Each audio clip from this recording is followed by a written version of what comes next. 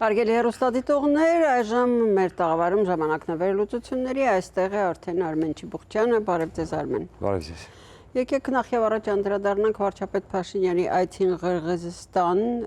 այսօր նեղ կազմով նիստը տեղի ունեցավ Եվրասիական տնտեսական միության խորհրդի, վաղը լայն կազմով նիստն է սպասվում, ձեր կարծիքով Փաշինյանը ինչու գնաց եւ հատկապես ինչ կարող է տեղի ունենալ։ Դե տեսեք, այսօր շատ բան չենք կարող խոսել, եւ քանի որ դեռ Փաշինյանը խոստացել է, որ այդ նույն հարցերը ինչ որ բարձրացրել էր բրիֆինգի ժամանակ պետք է բարձրացնի նաեւ այնտեղ, ենթադրաբար ես հուսով եմ ամենայն դեպս, որ այնտեղ խոսակցությունը պետք է գնա այս տոնով, որ ուրեմն քաղաքական նպատակներով ԵԱՏՄ-ն չպետք է օգտագործի Եվ եթե կառույցեք նորմալ ձեզ պահեք, կոպիտ ասած, կամ մենք աշխատում ենք, այնպես ոնց որ աշխատում ենք, եւ դուք չեք կարող լծակ օգտագործել դա որպես արտաքին քաղաքացիություն կամ երկիրը ստրկացնելու հետ կապված, կամ չեն կամ ասենք դու, չգիտեմ, ինքը խոսում էր, որ ԵԱՏՄ-ի վերջն է, վերջի սկիզբն է, այսպիսի բաներ էր ասում, հա, իհարկե, այո, բայց հիմա այն ժամանակներում չենք, որ մենք էլի այս հապկի պատմությունը կրկնենք սառեցման, որտեղ հիմա ժամանակը, ասում, կտրուկ աշխատելու է ԿՊ-ի դեմ, եթե իրենք կոնկրետ հստակ քայլեր չանեն, որտեղ այս անգամ մենք պետք է հաշվի առնենք, որ ինչքան էլ դա բնական է հասկանում եք, այդպես չի լինում, ինչքան է քաղաքացիական պայմանագիրը թվով մեծացրեց իր ընտրողների թիվը, բայց պետք է հաշվենք, որ ընդդիմությունը շատ ավելի մեծացրեց, քան նախորդ խորհրդարանական ընտրություններում, այսինքն մի քանի անգամ սխալ ասել, այսինքն բավականին ավել, համարը կրկնակի, այսպես ասենք,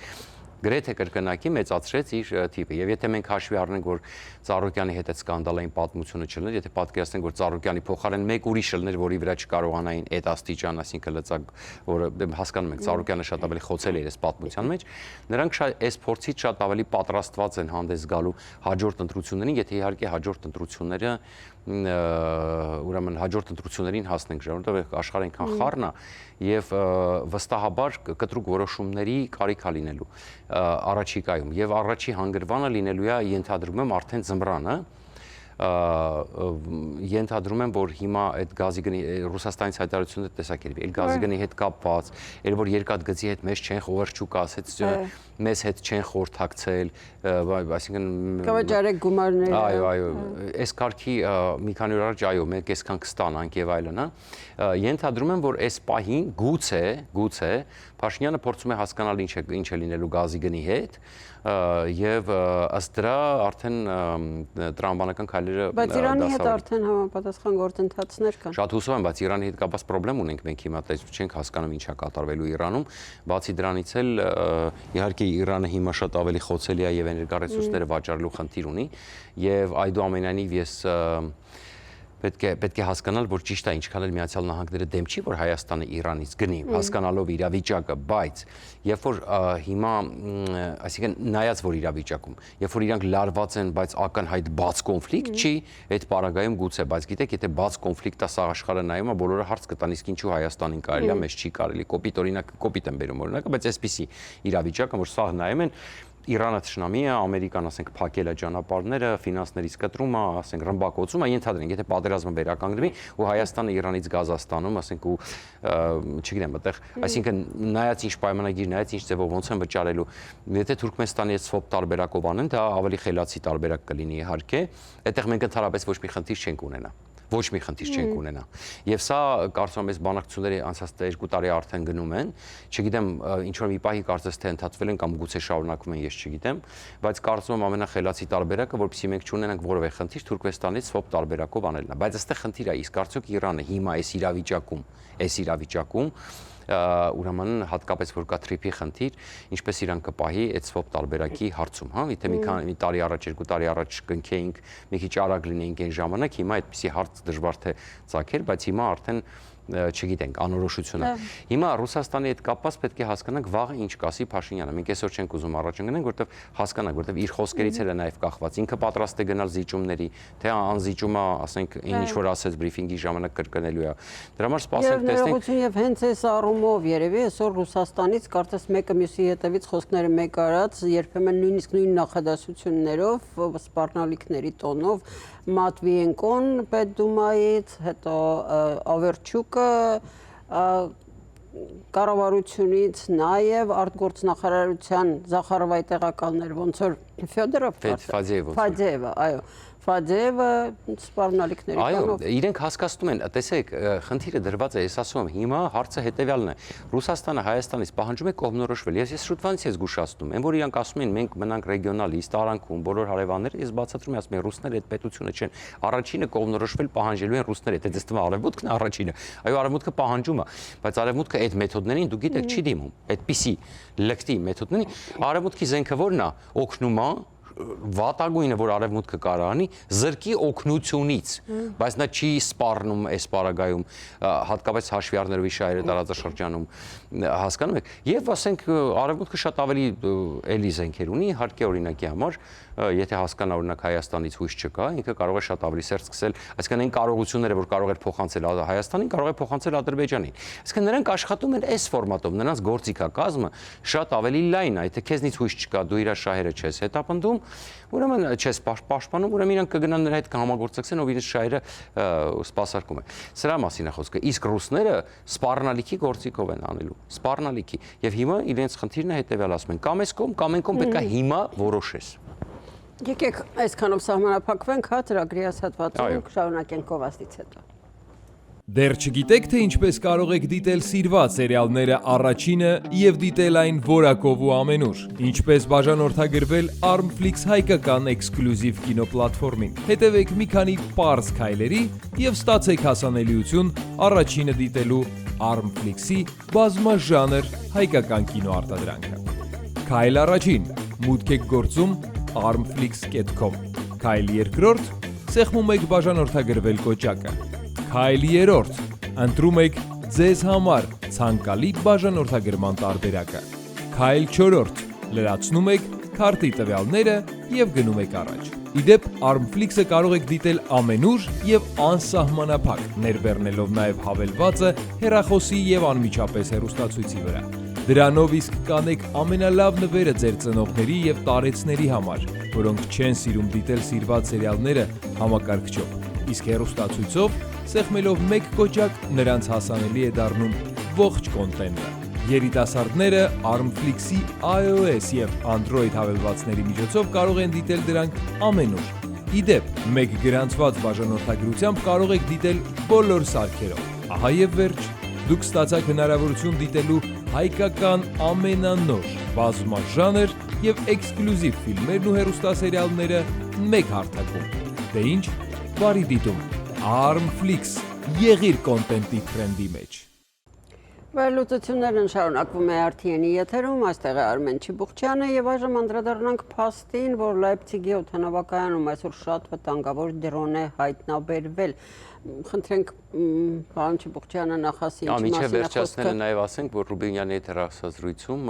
Մատվիենկոն նաև սպառնացել է, որ զբոսաշրջության, այո, դա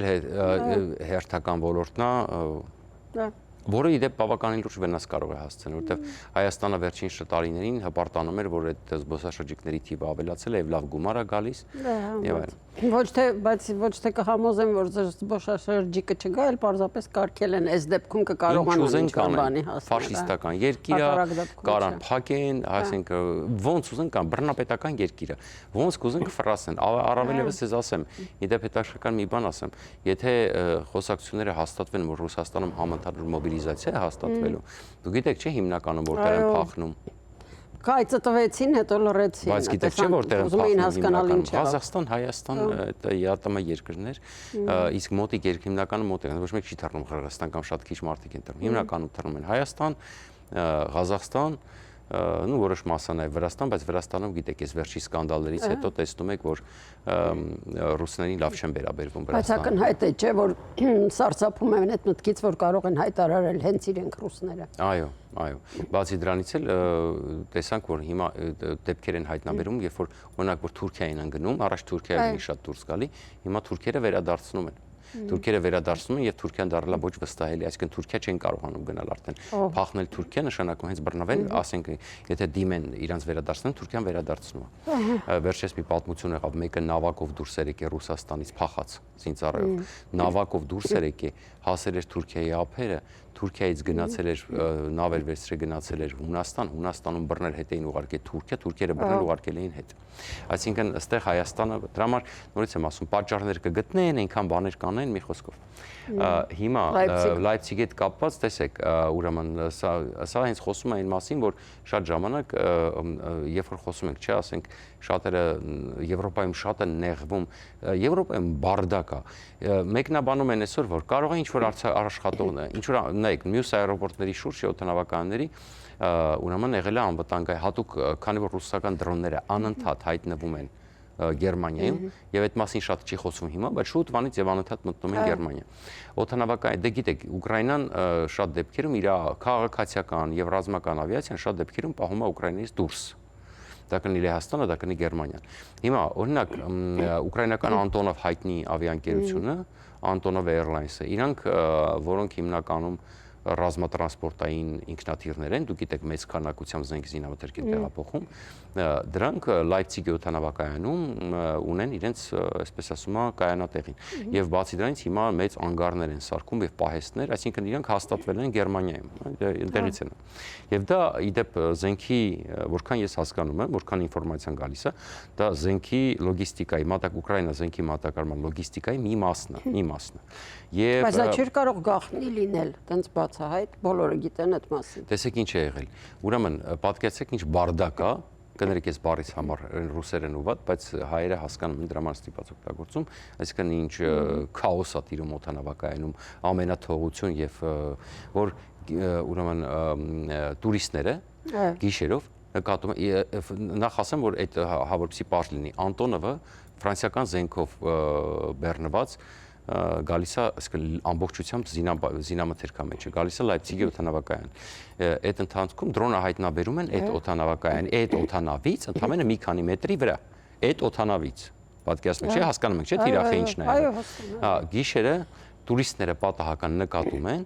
գետնին ընկած դրոնը ընդ որում տուրիստներից մեկը դուք պատկերացնում եք ինքը որ ասում վերնաշապիկով է ծնվել ոտքով հարվածումը պայթուցիկով դրոնի ոչ թե կարող է կպայթեր, անմիջապես կպայթեր, ուղղակի, չգիտեմ, վերնաշապիկով է ծնված։ Եվ ինչ է պարզվում, ուրեմն դրոնի մալուխի եւ պայթուցիկի միջև եղել է փոքրիկ կտրված կասենք։ Եվ միայն այդ պատճառով այդ դրոնը չի աշխատել։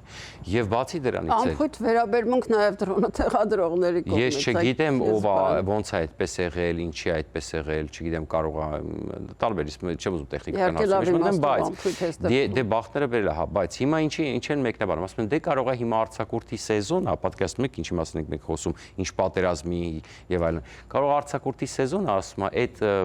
հատուկ ծրագիր է ստեղծված օդանավականների պահպանման Գերմանիայում։ Դե կարող ասեմ մարդկանց մի մասը եղել է արձակուրդ, լուրջ եք ասում։ Դուք հիմա լուրջ եք ասում։ Ոնց գերմանական ալիքն եմ նայում, ասում եմ դե լուրջ է, դե լավ է, շնորհավորում եմ ասում։ Հետո ասում են Տրամպը սենց է ասում, նենց է ասում։ Դե բարի ձեզ ասում եմ դուք։ Հիմա ըստեղ հետաքրքիր մի հանգամանք է DHL-ի, գիտեք Գերմանիայի հայտնի առաքման ընկերությունն է DHL-ը, գիգանտը գերմանական։ DHL-ի օդանավա, այդ նույն օդանավակայանից օդավարձրանում եւ բախվում է մեկ այլ դրոնի։